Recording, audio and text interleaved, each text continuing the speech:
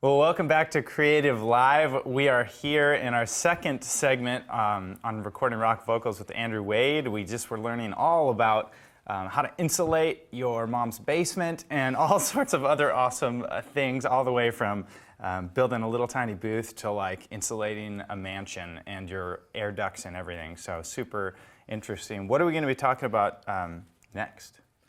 We are going, what are we talking about, Andrew? Why don't you just take it away and let's dive right back in. We're going to talk about the signal chain that we're using in here. We're talking about the signal chain that I use normally. This is basically the same thing. Gear, we're going to kind of talk about some low budget gear and then people that want to take it to the next level. And also working with a vocalist, good and bad. So lots of very valuable information. But we're not going to actually bring a bad vocalist in. We're just going to talk about them. No. Yeah, right? we're just going to talk bad. Okay, We'll just imagine that we have a bad vocalist.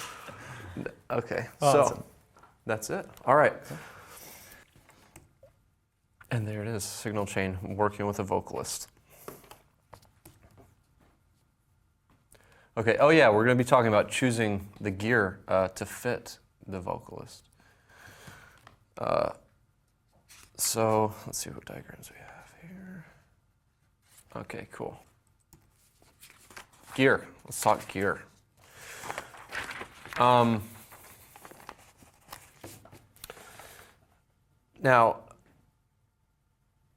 whenever you choose gear, it's not just like I have here. It's choose your gear based on your vision, not your price tag.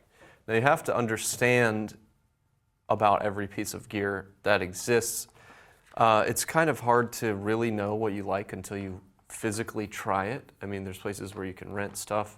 I encourage you, if you do have a local place, to go like just rent things that you never thought you would use before. Just go ahead and try it out, because the more information you have, the better. And sometimes, even if you thought you didn't like something, you might want to go back to that thing later and try it out, because it might have different functions. Like maybe something is good for vocals, maybe something is good for something else like drums or something like that. But you just want to try these different things and see what you think. So anyway, having great gear, okay, this is something that anybody that's recorded, anyone will know. Having great gear does not mean that you're going to get a good recording at all. Now, just like we talked about in the last segment with acoustic treatment and stuff, you could have the best mic in the world, and your room is set up wrong, and you're not getting a good sound. Like we were talking about on the break, you had a room that wasn't treated properly, and after you did that, you noticed huge results. But the main change was the acoustic environment.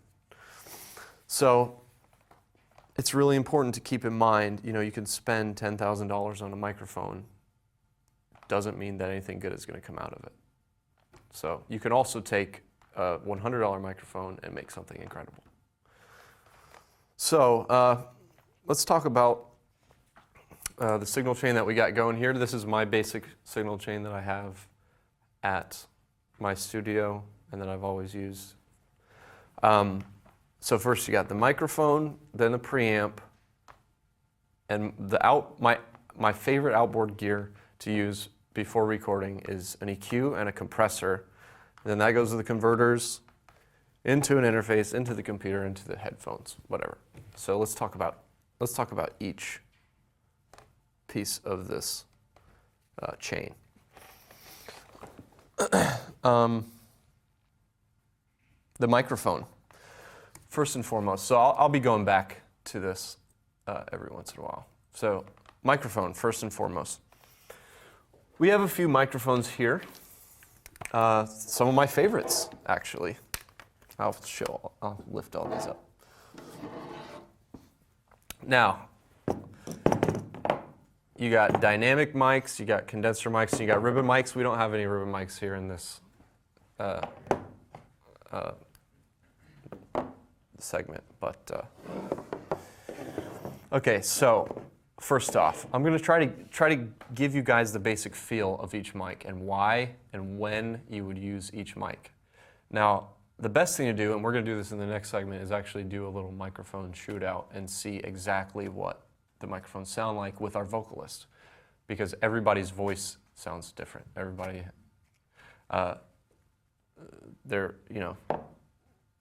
they might sound muffled or too thin or whatever, so you got to choose based on that. Now, first, we got dynamic mics here. We got a 57. We got a SM7. This one looks pretty old, pretty spit on. This is an RE20 by Electro Voice. This is another really good one. It's similar to the SM7. This is also used for, some people like to use this for kick drums also, because of the large diaphragm, the low frequency response, and an SM58. Now, these are all mics that I've used during recording. I do have a go-to mic, and that is called, it's a brand, Peluso, which does clones of Neumann mics. And they're really, I mean, they're not cheap. They're still a few $1,000s. But my go-to mic is usually this, the Peluso 2247 LE. I use it 99% of the time. Unless I'm doing certain special things. But in the style of music that I do recently, this is my go-to mic for singing and screaming. So that mic is a clone of a U47, which is a tube mic, and if you want to buy one now, good luck. They don't make them anymore. And if you find one, you're probably going to be spending around $12,000 for the power supply and the microphone. And chances are it has, if you get one with original parts, they'll probably be pretty beat up and spit on, and you don't know what condition it's in. So I'm a big fan of this company, Peluso. They make tons of different Neumann clones for a great price. And you're spending less, and you're probably actually going to get a better sounding microphone because it's brand new. It doesn't have a bunch of damage to the diaphragm and stuff. This microphone I think is around $2,000-$3,000, but the U47 is around $10,000, $12,000. So it's a good savings there. Now that particular microphone, if I'd have to choose one of these, actually. Let me go back to dynamic for a second. I'm getting out of order here. Okay, so dynamics. Let's say this one, the SM7. This is one of my favorite ones. I've used this for screaming a lot. The pop filter comes off, and you have some cool EQ settings on the back, which is a cool feature of this microphone. But these dynamic microphones usually run at lower volumes, so they can handle higher SPLs, like screaming. Some people will use this for screaming. I also would use this for singing. The quality that I've noticed that most dynamic mics have is the high end is a little more rolled off. And obviously they're not as sensitive. So when I would use one of these is usually in like some heavy rock music where you're not hearing a lot of details. But sometimes it's kind of cool if you're doing an acoustic track, it'll give it a really warm, like cozy feel almost, if that makes sense, because there's nothing harsh about it. There's no brittleness. It's just really, I don't know, it's a really warm microphone. It sounds, you could almost get a lo-fi sound out of it, sort of, if you do it right. And that's whenever I've used these. I've used an SM57 for main vocals on some indie projects that I did back in the day, and it was pretty cool to use on the main vocal because it just gave it a really raw, organic sound. It's not polished. If that's what you're going for, I mean, that's really cool. And the best way to get that is to do it for real, not using effects.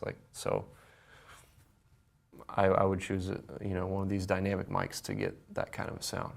So when you are using these though, you are going to set them up just like any other microphone.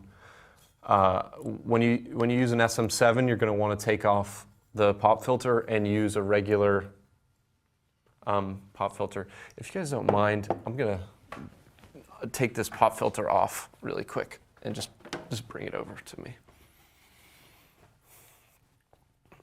So yeah, what you would want to do is take the pop filter off of the microphone if it has one on there, like the SM7, and you would use this so you can position it just how you want. And sometimes these actually, well, usually these sound better. They don't block, these block more high end. So you would just, do it like this. And keep in mind that the diaphragm is a little bit further away from the front of the capsule, so you can, or from this little metal grill, so you can go right up to the pop filter there. So that's how you would use one of these mics if you're tracking. You can also hold these. That causes a few problems. I think when we do screaming, we'll probably demo that a little bit. But yeah, sometimes there's a sound when you're moving it around, or some people cup the microphone and it kind of messes up the sound of it. So, and you can also, with an SM58, this is also a pop filter, you can take this off and, you do the same thing. But if I'm gonna do that, I'd probably use a 57 because it's already ready to go. Isn't the capsule on that basically the same capsule as on a 57? A little bit different on from a 58 to a 57? I know that they have different frequency responses, and I don't know if that includes the top. So I technically do not know the answer to that question. It may be the exact same. Okay. But yeah, if you don't have a lot of money, this is cool because it does have a pop filter built in. If you can't afford to buy pantyhose and a wire hanger, but you can afford this. This already has this built in. So, and these are, I'm pretty sure this microphone goes for like $100 now or something. It's pretty cheap, pretty versatile mic. My favorite mic on guitar cabinets. I'm not talking about that, but I did have a class where I did talk about guitars. You might want to check that out. It comes with a free impulse response, and learn about that in the class if you watch it. All right. Anyway, shameless plugging. Okay, so if you can choose, if you're at the level where you can choose, you have a bunch of different microphones. If you do want to try something a little bit different, like on an acoustic, you could throw one of these, a dynamic mic on the acoustic to give it that lo-fi sound, do it on vocals or whatever. So that's what I mean when I talk about vision. What do you want from the final sound? Do you want it to sound super polished or not? Sometimes it's cool to not have it sound polished if somebody wants that raw, natural sound. So let's talk about condensers really quick. This is one that I have also. It's a Neumann U87. This one looks a lot different than mine. Looks like it may have been modded in some way. But this has a bunch of different polar patterns on it. Or does it? Yes. I didn't know if they took that function out of it. Okay, so it looks like this one may, oh, okay. Sorry, this is a little bit weird. Anyway, I'm going to talk about these different polar patterns really quick. We have figure 8 pattern. The most popular is cardioid. There's also like supercardioid and hypercardioid, but this does not have that. The Peluso does, though, for those of you interested, and omnidirectional. Let's talk about figure 8 really quick. So figure 8, I don't know if you can see this, it just looks like a little 8. But what's really cool about this pattern is it picks up in front of and behind the microphone. And the area that it actually picks up in front of the microphone is a tighter area. So sometimes if you have a singer that is maybe playing a guitar and singing, if you angle the microphone correctly at them, where the front is, aimed at their mouth and the back is away from the guitar, you could have more isolation than cardioid. So if you are doing some kind of weird setup like that, it's good to know that information, because it does pick up the back. You have to think about that, but the part that it picks up is a lot tighter. So it's like, right around here, and then the cardioid is almost like halfway. And cardioid is the most popular pattern. Yeah, that's actually something we're about to work on in the studio, is doing a take of acoustic guitar and vocal performance simultaneously. Yeah. So we would already have a couple mics on the guitar. Now, if you have you were saying the figure 8 pattern. Yeah. For the vocal performance, how do you have to experiment and try and find a sweet spot so that the backside of that isn't causing phasing issues? Yeah, because it depends on your room, and also that's a good question, because if your room isn't properly set up acoustically, like we were talking about, you are just going to pick up weird things in the room, and whatever you're doing is going to be bouncing around, and it might end up sounding weird. But if it's treated correctly, your sound of whatever you're playing is getting absorbed right away, so it's not like bouncing back into the mic. But yes, you would want to mess with it, figure out the perfect position for it, so it blocks out the guitar as much as possible. But yeah, I just thought that's a pretty cool technique. That's not a really common thing for me, at least in what I do, but I do know about that, and just thought it was cool to share. Okay. Yeah. So you're not actually getting a lot of the guitar performance on the vocal track out of the back of the mic, just kind of so think about it like this. Sound, or? Think about it like this. So you have the microphone here, and you're singing into it. It's not just like this. It's like a ball. Think of it as like a ball of where it picks up the sound. So all this area on the side of the microphone, here and here, is all blank space, whereas if it was cardioid, this is all filled in here. So whenever you angle it to block out the guitar, you would have to turn it downwards, if that makes sense. Okay. So this big ball, this cardioid sphere is out of the range of the guitar. So that's a really weird position to sing in. So if you have the figure 8, this ball, this sphere, if you will, is tighter, and you're not having to turn it in such a strange angle to actually block out the guitar. Okay. So if it would be raised the up more by the cardioid voice. is like like this also. Okay. So the guitar is getting picked up because it's picking up down there, but the ball, the sphere of the figure 8 is tighter. And that allows the performer to actually keep you their can chest kind of, expanded, get a good vocal performance. You can actually have it in a decent spot, and have the guitar like in a blind spot of the microphone a lot easier.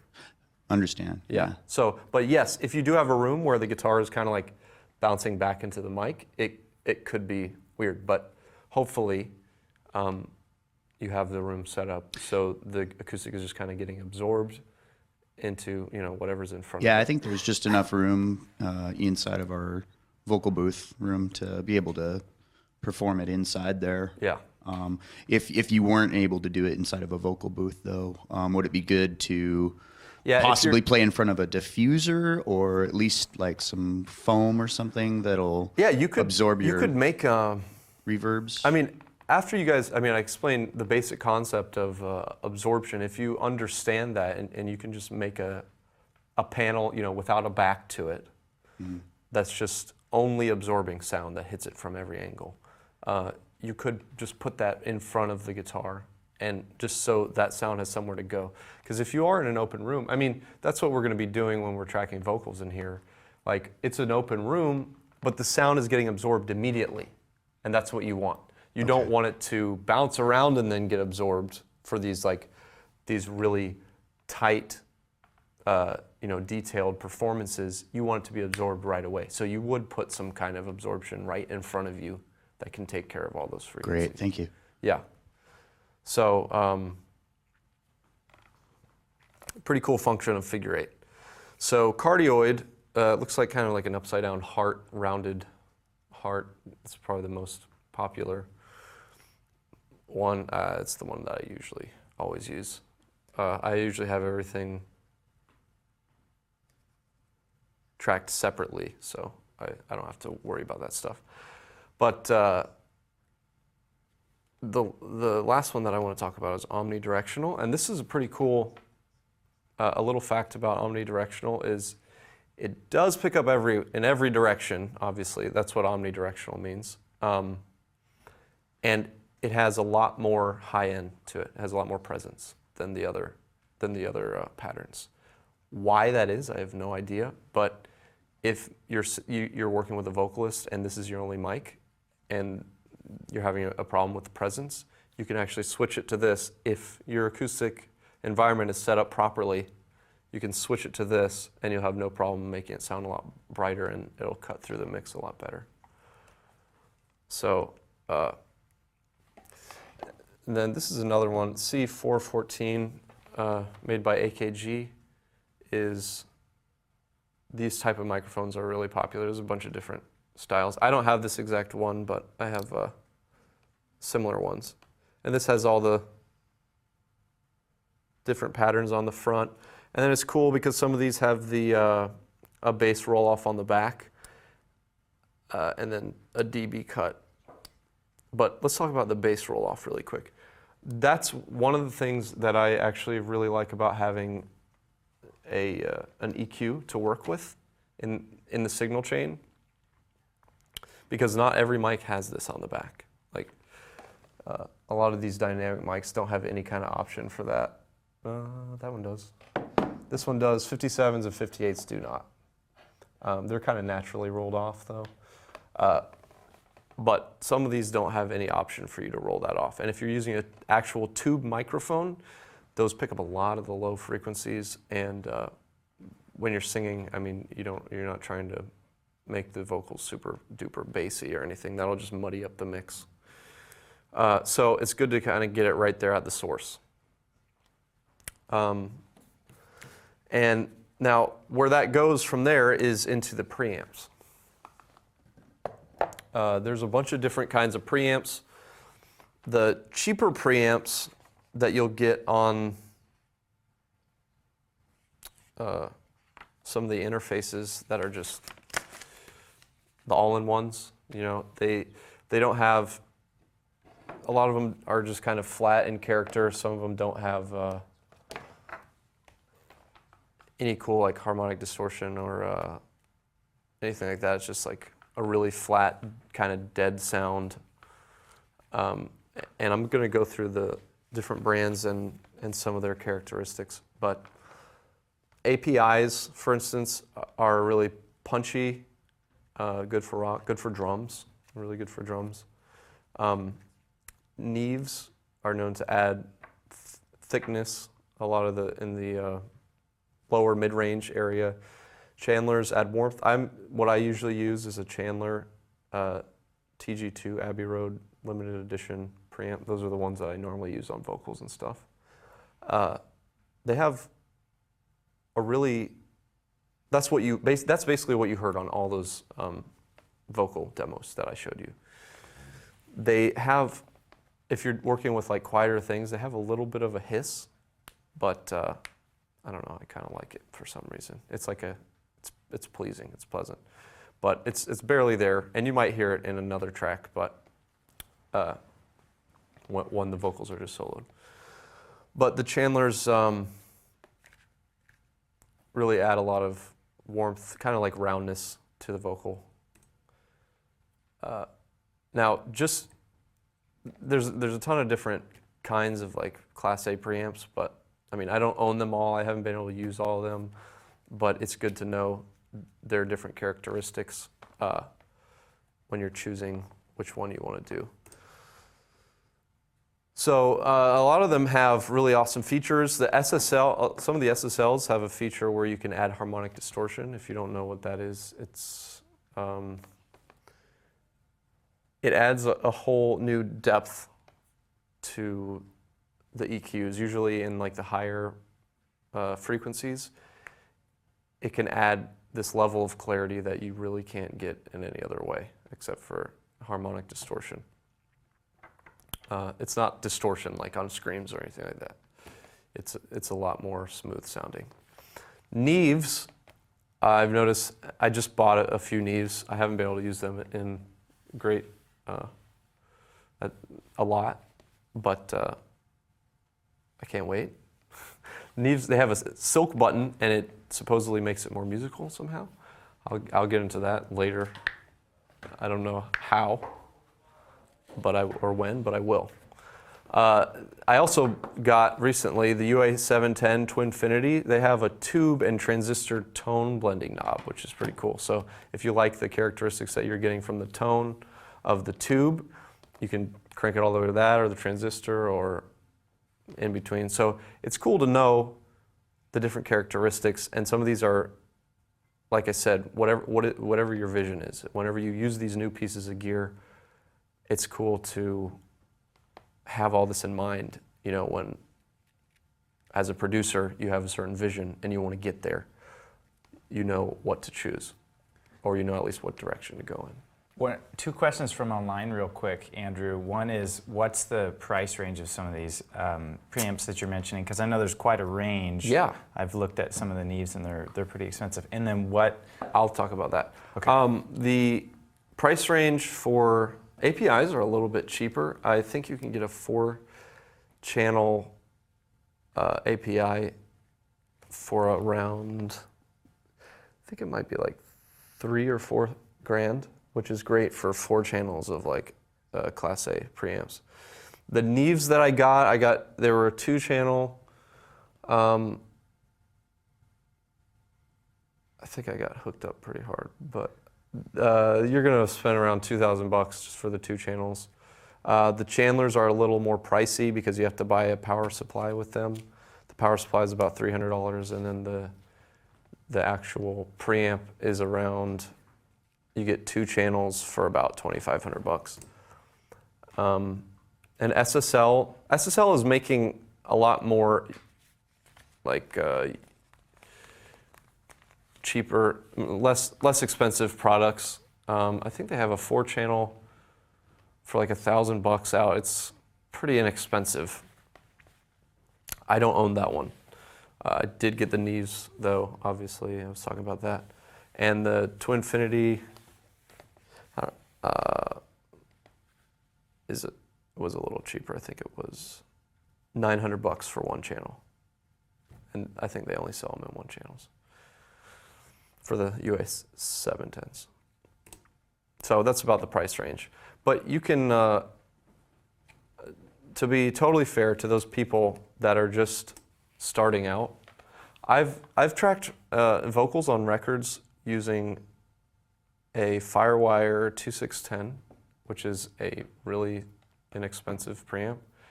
A lot of the vocals on that album specifically, from A Day to Remember, What Separates Me From You, was a lot of those vocals were tracked on that. I feel like there was a little bit of clarity missing.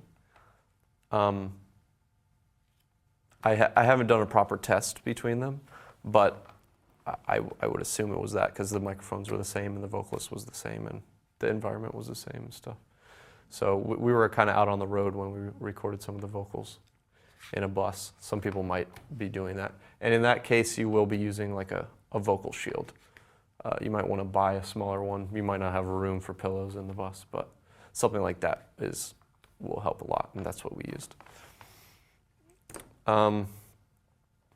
Okay, today we're using a UA2610. It's one of my favorite preamps that I've used for years until I switched to the Chandlers. They're both great, honestly. The UA2610 has really cool EQs on it, which, like I said, whenever you have a microphone that doesn't have the bass roll off, it's kind of hard to control that stuff unless you do it afterwards. But anyway, it's a Class A preamp, and it's a classic. I really like to kind of get classic gear because has a reputation. It's easy to get it worked on. Like they usually have pretty good, like you can get help from the companies easily if something goes wrong, if you need to send it in or whatever. So those companies have been around. They know how to do it, basically.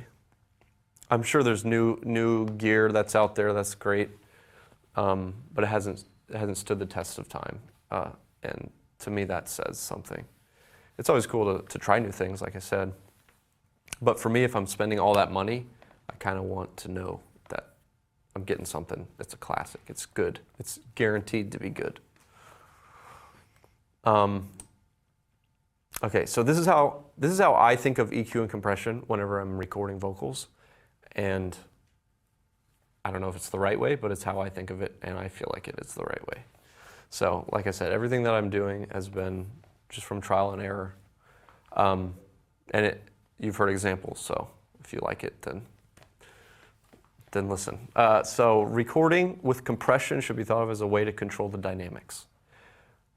You shouldn't record, at least this is my opinion, you shouldn't record putting the settings to what you think they should sound like in the mix. It should be more of the dynamics are being controlled. Like the compressor won't always be working. It won't always be on and compressing, but when they hit the really loud notes, it's not peaking. You know, you're not going into your computer just hitting red the whole time. So recording EQ should be thought of as cleaning up the signal a little bit. Like I said, the low end, it's good to get that out. I like to EQ first. I'm going to go back to this. EQ first and then compress. Now, the reason behind this is whenever you do, say a plosion got through your pop filter, and someone says, you know, something that starts with P, and there's a huge, like, low-end boomy sound, but the take was good, you could try to edit it out or whatever, but if you have it EQ'd out already, I mean, these are like super low frequencies. I mean, sometimes they'll be around like 35 hertz or something like that. So if you have it EQ'd out, now this has I can go to 70 hertz here, which is pretty low. I mean, as you saw on the chart, that's below, you know, the sounds that we can make from our mouths, unless you're very special, which would be cool. But for the most part, most people, you know, cannot do that. It's physically impossible. So you want to EQ that out because whenever you have that in there, it's hitting the compressor, and suddenly it's compressing that sound that you didn't even want in there in the first place. And you can't uncompress it whenever it's gone through here. So sometimes the plosions will get crazy, the compressor will go crazy, and then you have a really weird sounding vocal track that wasn't supposed to be like that at all. So if you eliminate that first by using a pop filter, by using the EQ, and then it hits the compressor, it's going to be compressing the right frequencies and everything that you actually want compressed. So if you use a compressor, you really should have some kind of control over, like, at least the low end of stuff. And this is really cool because it has high-end controls too. A lot of people, their voices won't like cut through the mix very well, or they just will have kind of a muffled sounding voice. I personally have kind of a muffled voice, so whenever I record, I like to bump it. Maybe at around, 4.5K here, just to add some presence. 10K maybe. It's kind of high. Oh, there's 7K on here. Yeah, around 7K, 4.5K, and that'll boost the presence, which is really cool to have taken care of as you're going in. Now, also, outboard gear. Why? Why do I have this outboard gear? What's happening here is you're recording. What goes into the computer is a very clean, controlled, more polished sounding source material when it's going to the computer.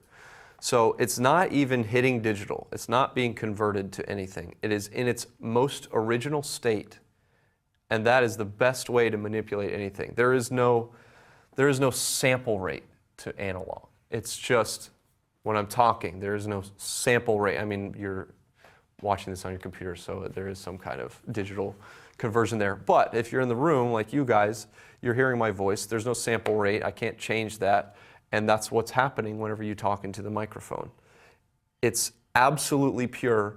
And if there's anything you know that you want to eliminate, like I said, think about it as cleaning it up and controlling it a little bit. If you know how to eliminate that stuff, get rid of it before it even hits the computer and is converted.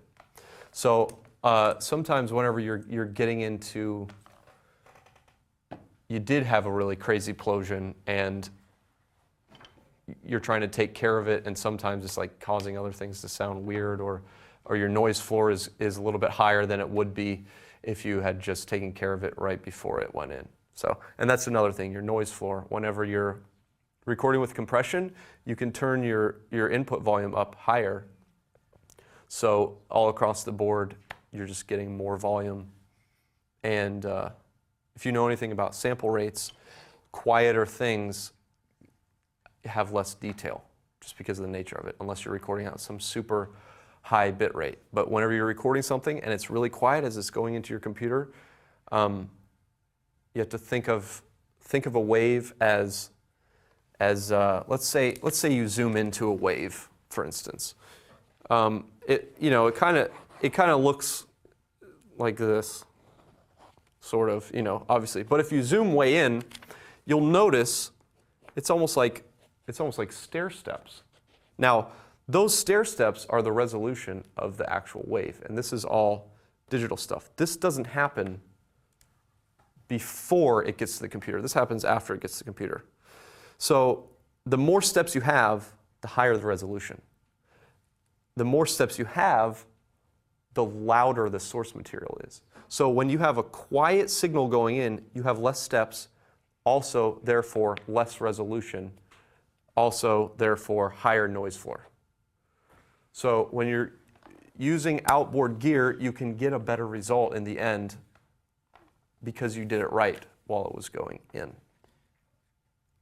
So that's the advantage of doing it. But for somebody had a question about, online had a question about what you thought of the EQs and compressors and things inside of Pro Tools or whatever DAW they're using.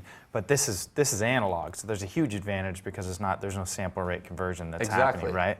It's just audio's flowing through it, and so right. It's in its most infinite. Pure form, and that's whenever you can actually manipulate it without messing with it. Really, right. I mean, if you don't overdo it, obviously. Whenever I do these things, like I said, you got to think about it as kind of just cleaning it up a little bit, just getting rid of the things that you know that you don't want. You're not making a finished product here with this EQ and this compressor. You're controlling, you're eliminating problems. So how do you determine what parts of the EQ you want eliminated? Well, it depends on the microphone. It's most of the time, I would say 99% of the time, low end. Like if I'm doing anything, I'm usually maybe boosting presence and taking away some of those gross rumbles and low end. So sometimes you don't know exactly what to take away until it's in the mix. Sometimes you don't know exactly what to add either. So I'm not always adding. I'm usually just taking away the gross low end.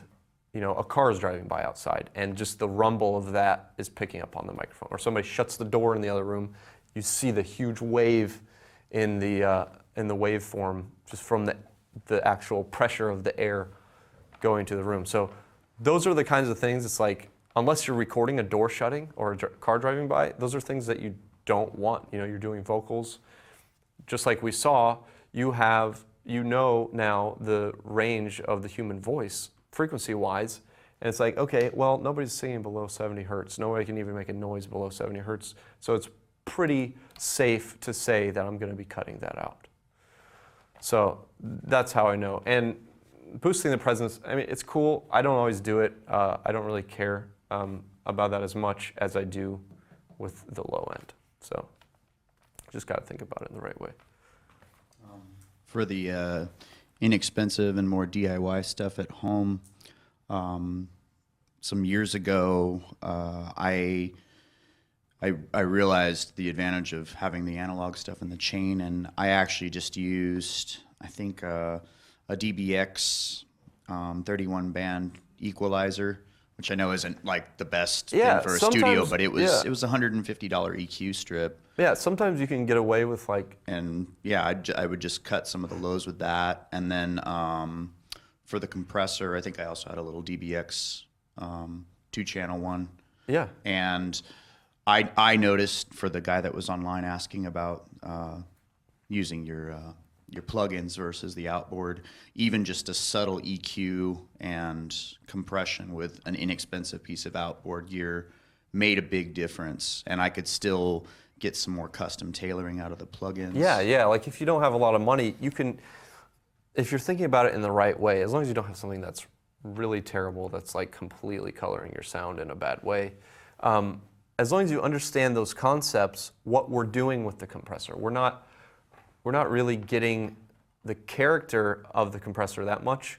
We're just controlling it. We're cleaning it and we're controlling it, and that's really all that's happening. We're not getting a final result with this. Like, I wouldn't push this, like if you did have something cheap, I wouldn't push it to the max, you know, because then you're hearing the quality and the characteristic of that compressor, and it might be terrible. But if you don't have that much money and you can get your hands on like something that can still help you control things so you can turn it up louder while you're going in, I think that's a good idea.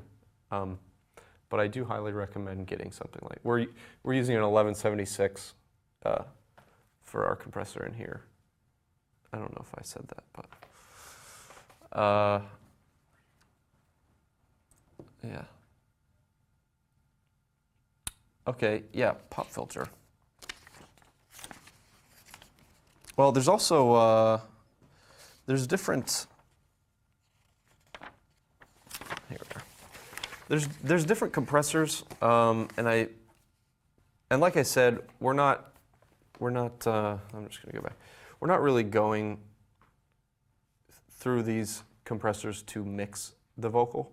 So a lot of the characteristics, now just like EQs, and microphones and stuff, compressors, they all have their own personality and they all have their own sound.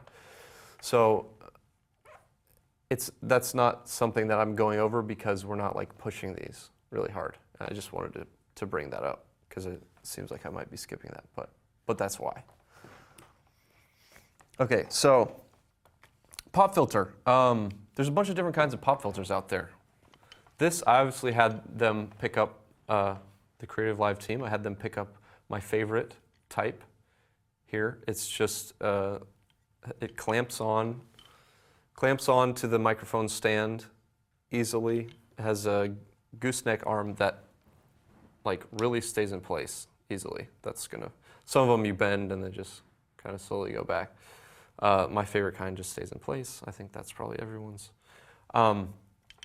And this almost looks like the stocking. Looks like some kind of nylon, double layered material. That's my absolute favorite. There are metal ones and plastic ones. There's single layer ones. We built the single layer one. And the single layer one with material works pretty well. But to me, this is my absolute favorite. The metal ones have kind of a weird sound.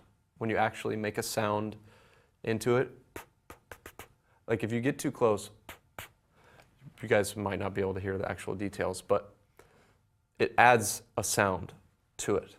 So if you're using the wrong one, you're kind of ruining your vocals because you're adding a strange quality to it. If you're too close, for instance, or if it's made out of, I mean, some of my friends who do production professionally use the metal ones, and I don't know why, but every time I use it, I get the worst result, and it colors the high end really in a really bad way to me.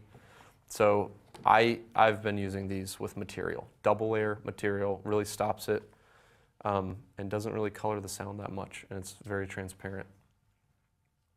By metal, I've never seen one of these. Do you mean kind of like the pop screen on the SM58? Yep, yeah. Okay. It's like a metal grill.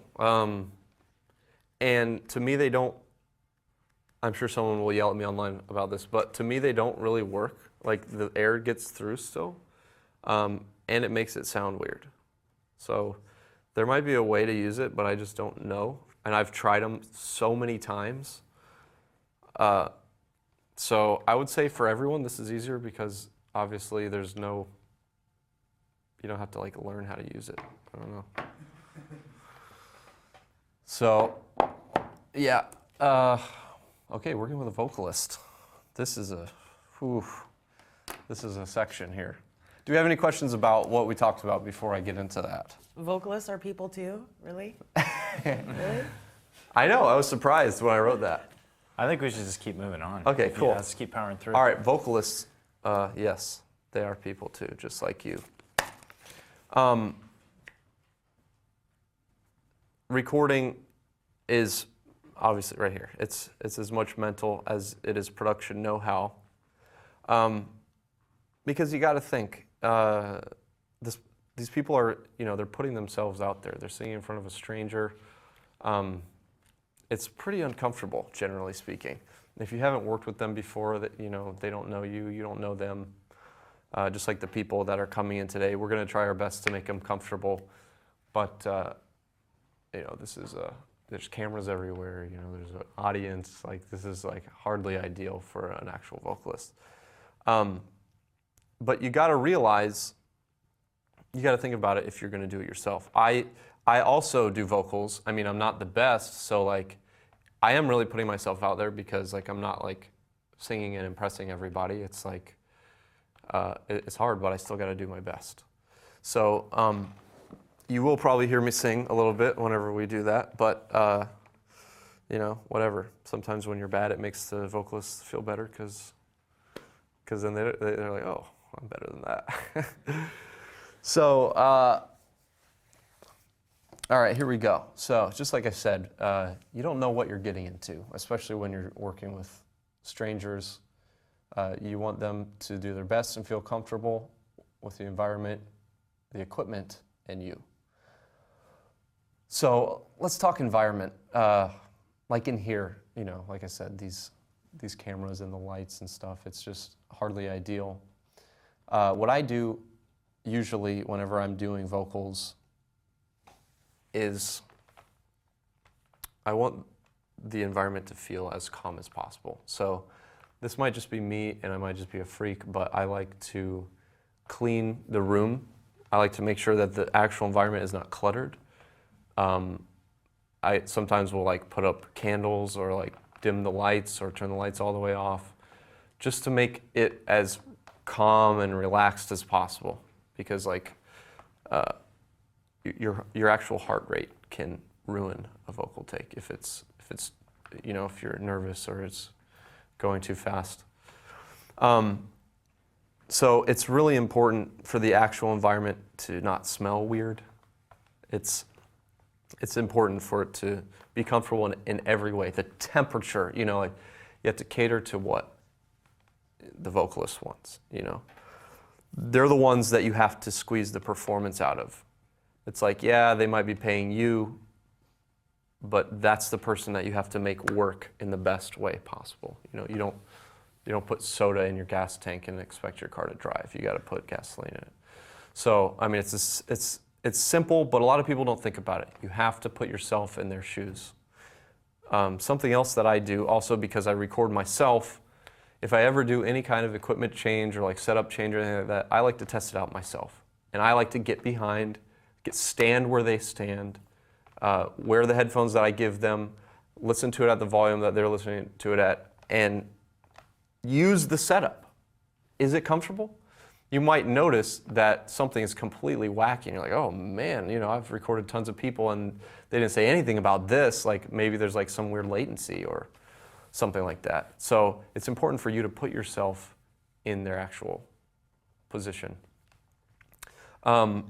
sometimes you'll be working closely with them. This is kind of goofy, but like think about how you smell. You're going to be in a tight room. Make sure that you have showered.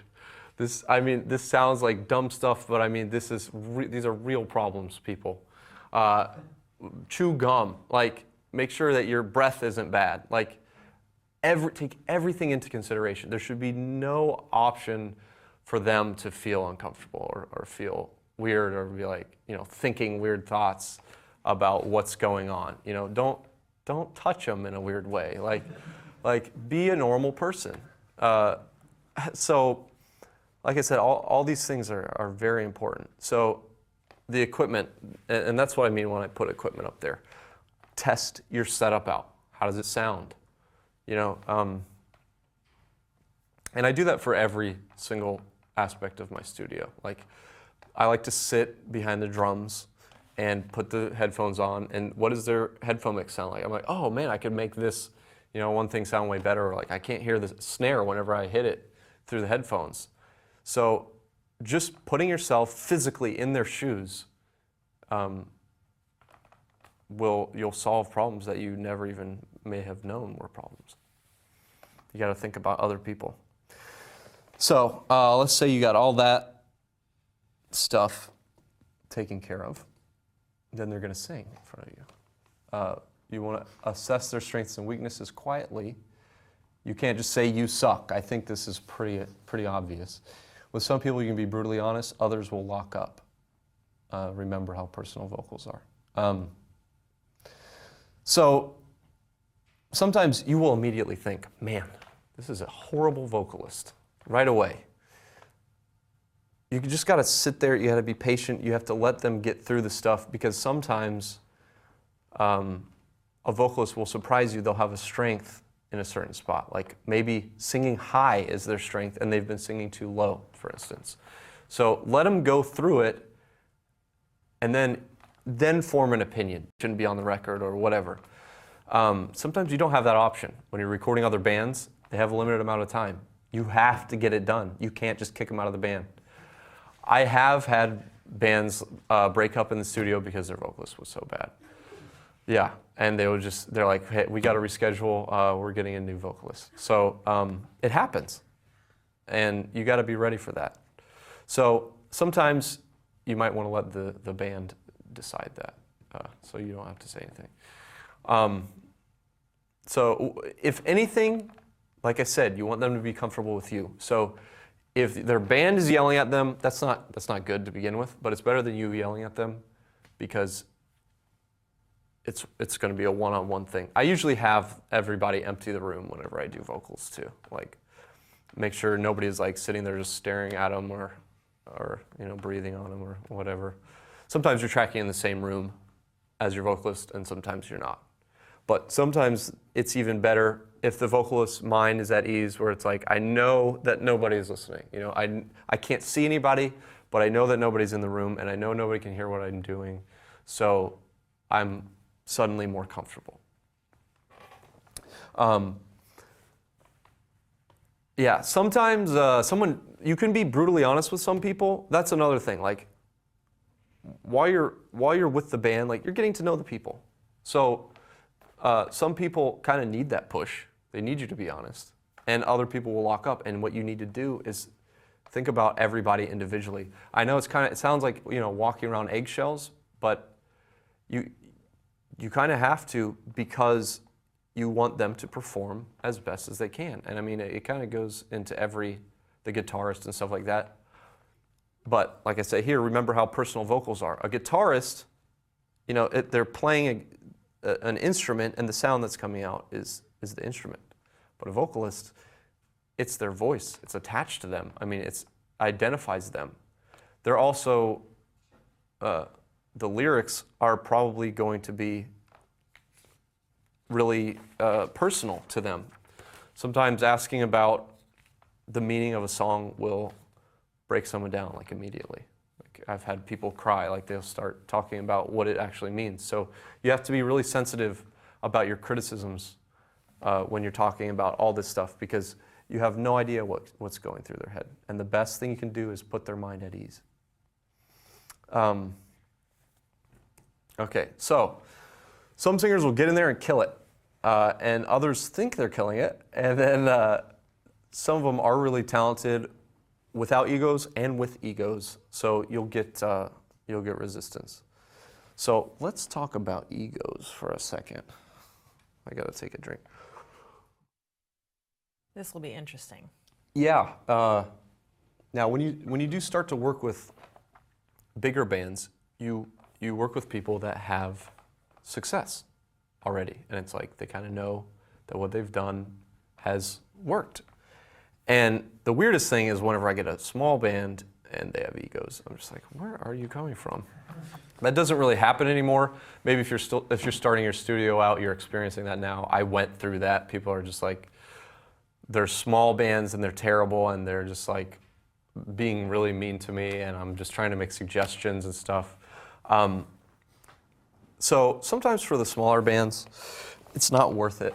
It's just not worth the argument. So you're just like, just go ahead and do your thing. But whenever you're doing larger bands, you have to remember the end result is permanent. People are going to listen to it. Thousands of people are going to listen to it over and over for years. So all of these things are important because you have to figure out how to get through the session successfully and get the best vocal take. So now I'll probably get in trouble for talking about this, but I'm going to do it anyway. I'm not talking about anybody in specific. I'm talking about people like averaged out, because I've had a lot of different weird attitudes in the studio, and you'll notice that because obviously everybody's different. But sometimes you have to lead the person with, well, actually, let's go to the slide. Oh my gosh, you're trying to be so careful with what you say right now. No, I just remembered some of what I was going to say is on the next slide. Sometimes they can't take criticism. And sometimes, like, if you are a talented person, if there's a bunch of talented people, I'm sure you guys here at Creative Live know this. There's a bunch of talented people. Everybody has opinions and ideas, and a lot of them are good. Whose are better? Sometimes you have no idea.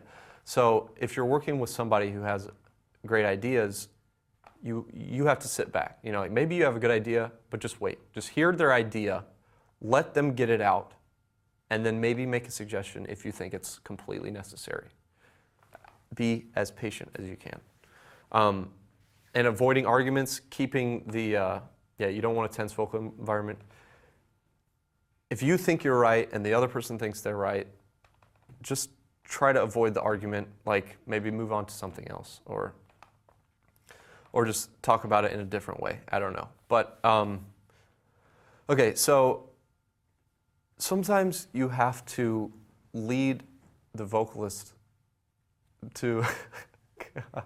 I was just saying this is good life advice. Just yeah, this is like psychology 101 You guys are Creative right now. Live. I'm sure this will probably make everybody uncomfortable, but here I go. So you have to lead some people to believe that they made a choice. So sometimes you'll ask them certain questions to get them to get to your final result. So it's like taking, and this is why I say it's mental, because it really is when you're working with some people. It's like doing blind tests, kind of. Whenever I'm going through guitar tones, some people are like, I don't want to use this brand of guitar, I don't use this brand of amp. And it's like really weird biases for whatever reason. And then you're like, hey, how about this? We'll just try all these different things. We'll listen to it, have somebody else in the band listen to it, somebody that's not attached to this argument, and make the choice. And whoever wins is what we'll use. And sometimes you'll be surprised at like what people choose, and then sometimes people will choose the opposite of what they wanted to choose. So let's take specifically vocals. So you're talking with somebody who has an idea, and you know, because you've been doing this for a long time, that it's a bad idea, or that it's cheesy, or just won't go over well, because, and this is something that you can't do when you're starting out. This is something that You have to have years of experience. If you don't, I don't want to be arguing with you. You shouldn't be arguing with anybody else. If you have no grounds to stand on, like you're in a smaller band and you don't know, but you're working with somebody who is a lot more skilled than you, respect their opinion because they're probably going to be right. Chances are. But anyway, so let's say you're both kind of at the same level, for instance. You'll have them do their vocal part, and sometimes in your head you think, okay, this is not going to be the final result, but this person is really stoked on this idea for whatever reason.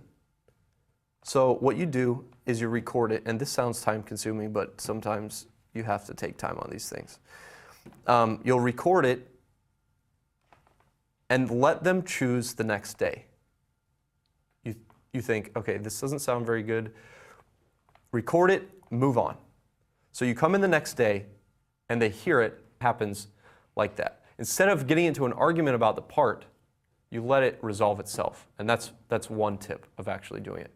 So you wait overnight, they come in the next day and they notice, hey, this isn't actually good. Oh man, or I've been thinking about this part all night and I actually came up with a solution for it.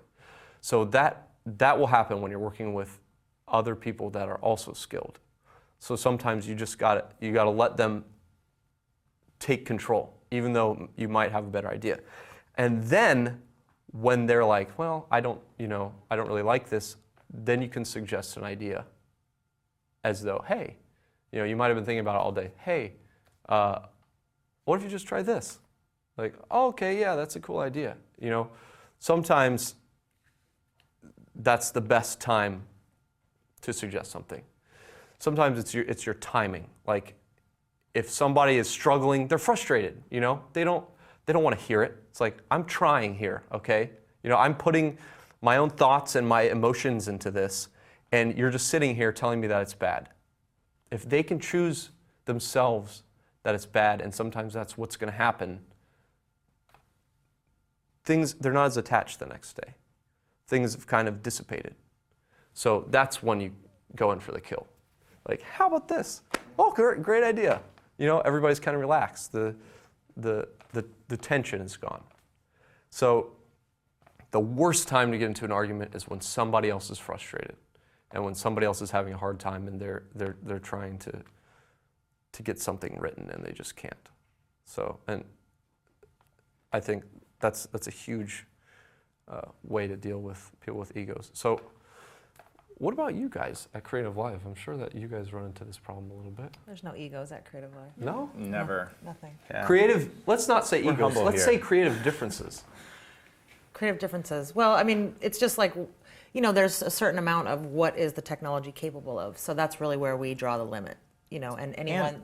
And two, we're all working for the best end result, right? So if you're working, I think like in a studio setting, if you're working with somebody, you need to negotiate that relationship so that they feel comfortable enough to put down a good vocal. Like that's the end goal. It's like get the best mic, and if they're resistant to certain things, if there's, like you mentioned a way to have a conversation, do blind tests, and that's hugely helpful because it eliminates the all the biases. The biases. So Everyone has the same end goal. right.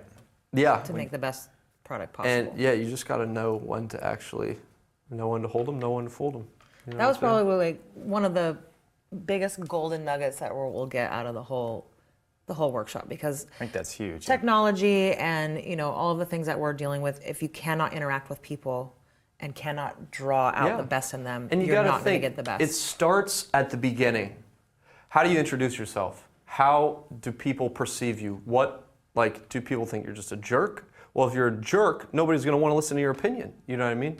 So if you are a jerk naturally, and the only reason you can be nice is so people will listen to your good ideas, I mean, maybe you should do that because you're easier to work with, And you're going to notice that when you work with more and more people. It's like, well, you do have good ideas, but you don't have to be a jerk about it.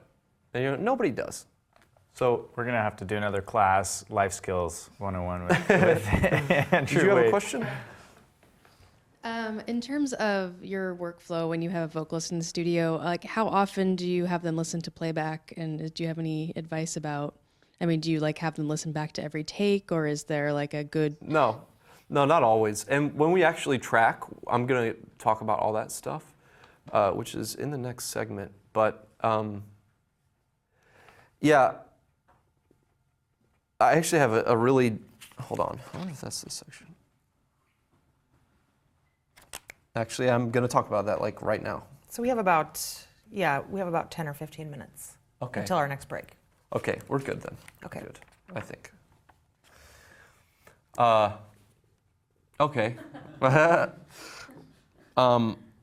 This is another thing. This is a problem if you have bands, some of them like to drink. Your best performance isn't going to be when you're drinking alcohol. So any vocalists that are watching this, please drink outside of the studio or whatever. Some people feel more confident when they drink, obviously, but their actual performance is much worse. So later when you listen to it, it's like you've made a bigger idiot out of yourself than you would have if you were just sober. So some people feel really stressed and tense, and this brings everything back to the environment. Why did they have to drink? You know what I mean? There could be some other reason in their life, whatever, I don't know. But if everything else is like really relaxed, really chill, and that's the most that you can do yourself as an engineer and as a studio owner, is to make your environment really calm, and encourage them to not drink if you do see that as maybe a problem. So if you are making a tense situation, you might be encouraging alcohol drinking. So just I'd say keep that out as much as you can. I mean, that's all you can do. Vocals and exercise. If you are a vocalist and you do cardiovascular exercises and stuff, you can actually hold more breath and do louder, bigger takes and hit more solid notes. It's just science. Those are just opposites. So it's like, what are you going to do if you're a vocalist and you want to do the best thing ever? Do cardiovascular exercises and don't drink maybe the week leading up to your vocals, and you exercise reduces stress and naturally, and it also puts your diaphragm in a better condition than if you didn't do that. So I think if you're a vocalist, these are really important things to know. Okay, so if somebody is struggling, so we talked about egos and how to deal with stuff. Make sure you're not attacking somebody or seem like you're attacking someone in a tense situation. Now, what if you're recording somebody who is just absolutely not talented, or if they're struggling?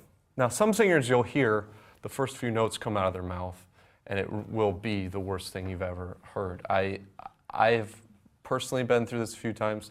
There's one band whose name I will not mention. I had to sing their main vocals on their album because their singer couldn't do it. They are disbanded now, and that was a long time ago, and you probably will never figure it out. But but it happens. And in my whole career, that's the only time I had to do that. One time. So there are ways that you can figure this out. So if they're struggling, try to figure out why they're struggling. Chances are they're a singer for a reason. They like to put themselves out there, or they do have talent, but maybe they are nervous or whatever. So cater to their needs. That's obvious. Target specific problems, like the environment. Is everything set up like how I was saying in the environment? Are they having personal stress? Did something happen in their personal life? Did you have a weird argument with them before you went into it? Is their band having a hard time with their label or something like that?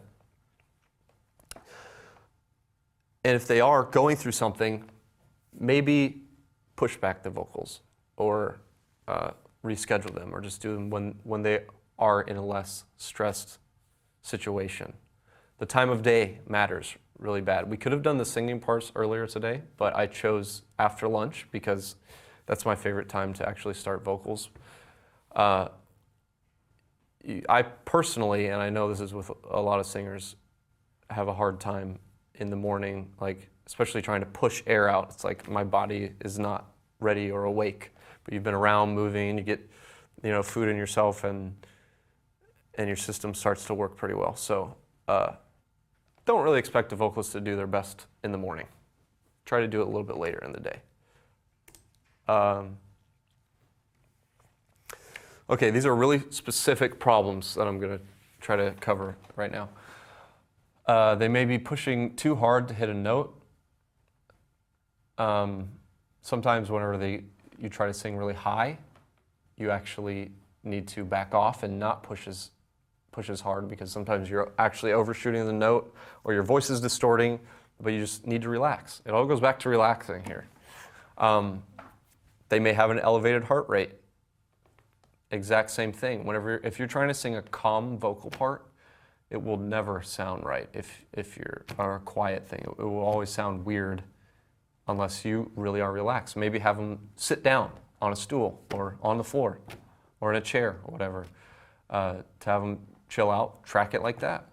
Some people are surprised when they do that, and they do a lot better job.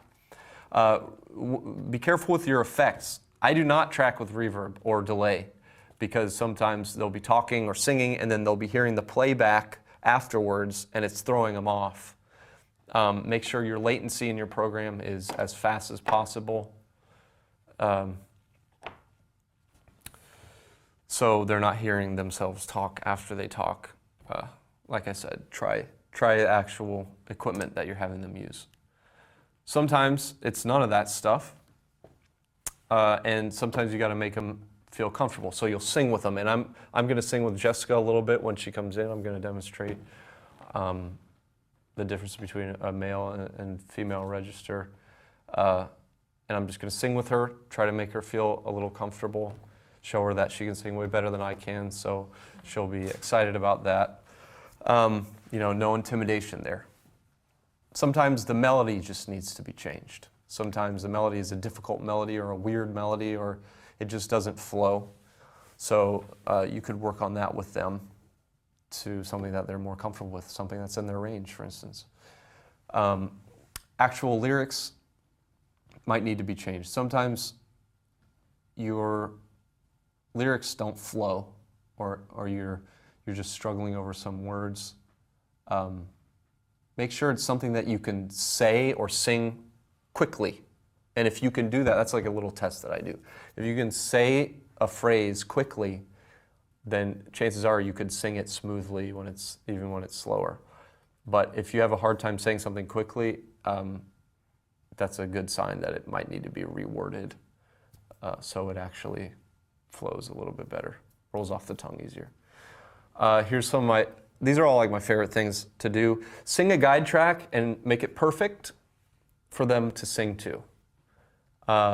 I'd say that's one of the most effective tricks that I use, but probably even more effective than that is have them sing a guide and you correct it. When singers sing with their own voice, let's say they didn't hit the notes right, and you can go into the pitch correction program, which we'll get into tomorrow, and you can put it on the right notes and have them sing with themselves. Sometimes they sing way better and they'll get it like that for whatever reason, I don't know. Suddenly they're like a good vocalist. When they hear themselves corrected and they sing to that guide track, they're incredible. Sometimes I'll have a singer just sing to a click, like no music, just sing to the click. And for whatever reason, that will get them to do it right. Sometimes maybe a lead or something else in the song is throwing them off. Just mute other tracks, so maybe they're just singing with the guitar and drums, or just guitar or something like that. That'll help them. Sometimes they need to be turned up more in their headphones. They can't hear themselves very well. Sometimes some singers don't want to be heard in the headphones at all, and they just want to hear the music. Some people sing better like that. Sometimes you'll want to just have one headphone off, so they can hear themselves naturally. To me, that's my favorite way. That's the best way. And I'll usually kind of make a cupping shape here with my hand. So my voice is like directed towards my ear. Everybody try this. Just put your hand here and say something, anything. It's like, it's louder. It's like you're boosting your own voice into your ear. It's louder, it's natural, and it's immediate. And that's why I like it. It doesn't mess with the sound of recording. So I like to have one headphone here, and I like to do this to channel my voice right into my ear, so it's like blasting, so I can really hear everything. Have them try that. Sometimes if they're having a problem with a part, just let them wing it. Just say, hey, do whatever you think you should do on this part. You know, maybe whatever you sing naturally will sound better, and you'll be able to do it. Skip it, then come back to the part. For whatever reason, sometimes the way your brain works, you do something over and over and over again, even if it's wrong, it like sinks in while you're not even thinking about it, and you go back to it and you can nail it. It's just a weird trick. It doesn't make sense at all, but it works a lot. Have them sing without headphones. Okay, so this is kind of a weird one, but I know my friend from the singer from Newfound Glory, he does this technique. He'll be in the room with the monitors and the music will be playing. So he'll be in front of the monitors and they'll just be playing really loud, and he'll just be singing in the room with the monitors, no headphones or anything. So during that, you would turn off the click or whatever. You will get bleed over from the speakers, but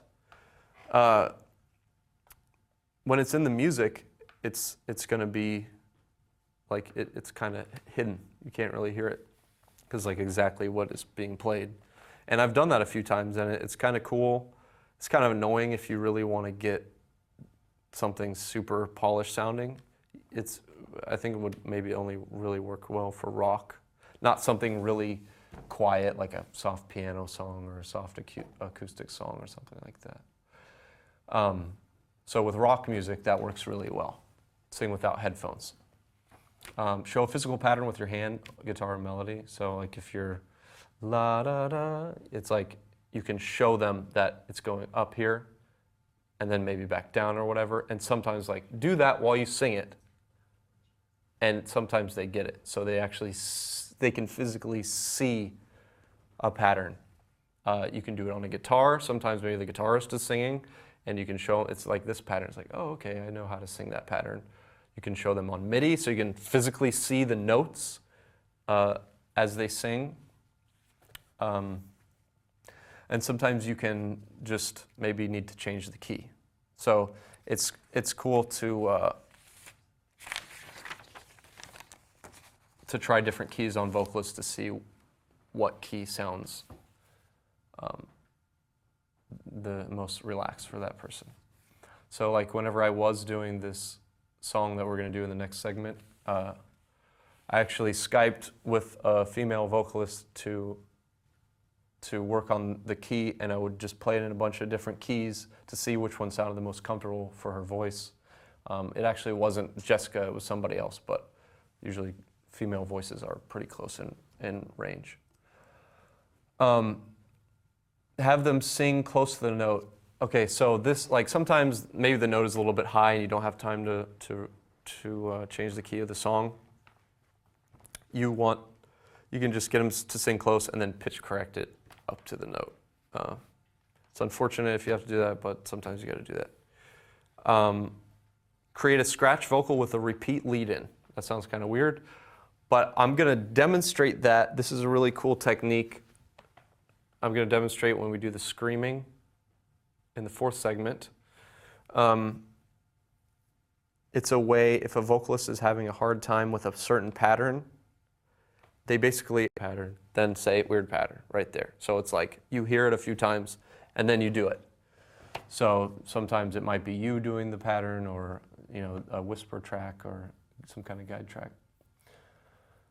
So bottom line here, try everything you can think of. Now all these things are things that I encourage. If you're working with a bad vocalist, try all of these things.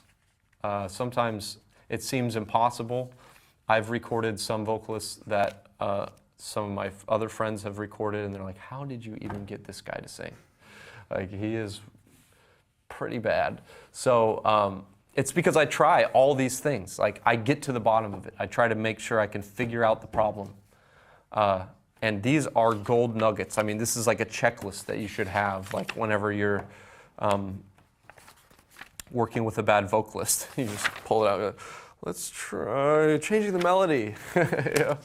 But just memorize this stuff, you know? Like, these are all things that you need to try.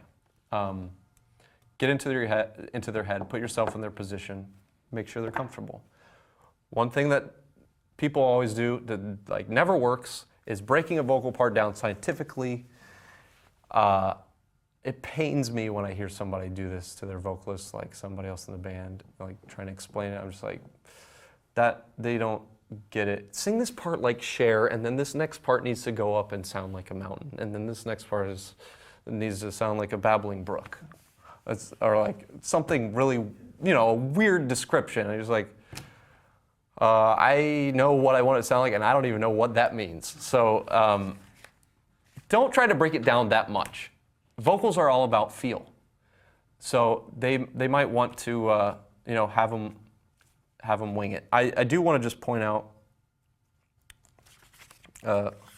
my favorite things and most successful are having the vocalist sing a guide track and correct it and have them sing to it. To me, that is the #1 successful thing that I've had with struggling vocalists.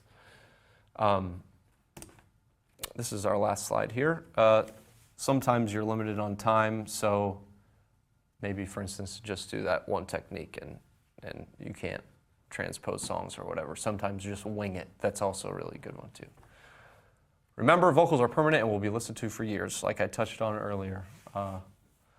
Especially if you're working with a bigger band and the vocalist is struggling, do everything you can because your name's on it and thousands of people are going to listen to it and it is going to be around for the rest of your life. So try to make it as good as you can. And that is all. Okay, that's super, super helpful. I love the last comment, like no pressure, right? Like here's all these amazing golden nuggets, but no pressure. And I think anybody that's serious about recording vocals, this stuff is just a gold mine, and it's the stuff you can't get out of a book most often, or you can't just find online. It's more that's more like the science, what mic, what preamp, what, you know. It's the working knowledge. Yeah, but just learning how to work with people, I don't think that's being taught anywhere. So yeah, that is huge. I've never heard anyone teach that in school. Yeah. So we're headed towards a 45-minute lunch break right now. Some of the people online are just loving the class though. Let's see here, 64 and 2 said, yeah, this is the most important part until now. This is what you don't learn everywhere on lots. All right, cool. And so after the break, we're going to go into vocal arrangement, writing for a female singer, and tracking. You want to talk a little bit about that? About those things? Yes, that is. We're going to have Jessica come in. That is exciting. It's a song that I wrote, and we're going to show tracking techniques, punch-in techniques, all the kinds of things that you need to know when you're actually recording. Cool. Awesome. All right, well, I just want to let everybody know, in case any of you are new to Creative Live, how we do things here. So it's really cool that we can bring you someone like Andrew, who's got as much experience as he does working in the industry, to bring you 2 days of incredible content and, you know, done this presentation, and you can watch it for free. So you guys can take it out for a drive, see if you want to buy the car. The reason that people purchase anytime access to the workshop is because a lot of times this is too much to absorb all in just sitting here. Or maybe you can't sit for the whole 2 days. Maybe you're just starting out and you are going to need reminders as you go down the line in your business. So you can purchase anytime access, which means you can either stream the course anytime, as long as you have internet, or you can download these videos, and we do break them into segments by topic. You can download the videos in HD or low res so that you guys can put them on your phone and watch it when you're on the train or whatever you guys want to do. You can purchase anytime access for $99. While the course is live, so during today or tomorrow, you can get it for $79. So if you've already decided that it's something that you're going to want to have with you and be able to rewatch, I highly recommend that you purchase it while we're live so you can save yourself some money. And also, I wanted to let you know that the keynote, so basically all of the presentation that Andrew has worked on and is presenting here, is also included when you purchase. So you'll get everything that he's typed up and all of his diagrams and everything, which is very cool. So with that, we are going to take a 45-minute break, so we'll see you guys shortly.